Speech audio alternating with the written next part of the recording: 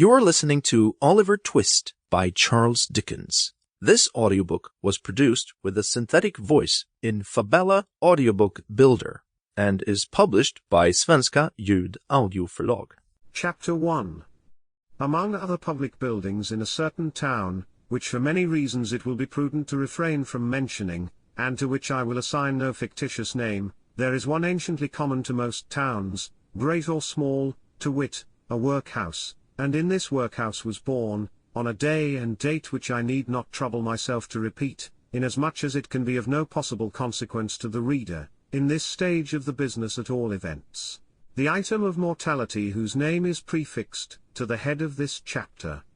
For a long time after it was ushered into this world of sorrow and trouble, by the parish surgeon, it remained a matter of considerable doubt whether the child would survive to bear any name at all, in which case it is somewhat more than probable that these memoirs would never have appeared, or if they had, that being comprised within a couple of pages, they would have possessed the inestimable merit of being the most concise and faithful specimen of biography extant in the literature of any age or country.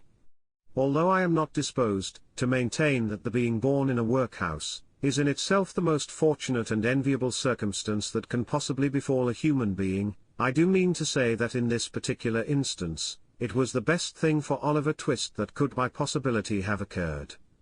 The fact is, that there was considerable difficulty in inducing Oliver to take upon himself the office of respiration, a troublesome practice, but one which custom has rendered necessary to our easy existence, and for some time he lay gasping on a little flock mattress, rather unequally poised between this world and the next, the balance being decidedly in favor of the latter.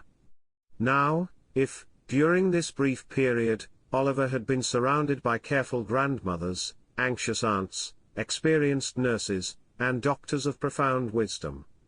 he would most inevitably and indubitably have been killed in no time. There being nobody by, however, but a pauper old woman, who was rendered rather misty by an unwonted allowance of beer, and a parish surgeon who did such matters by contract, Oliver and nature fought out the point between them.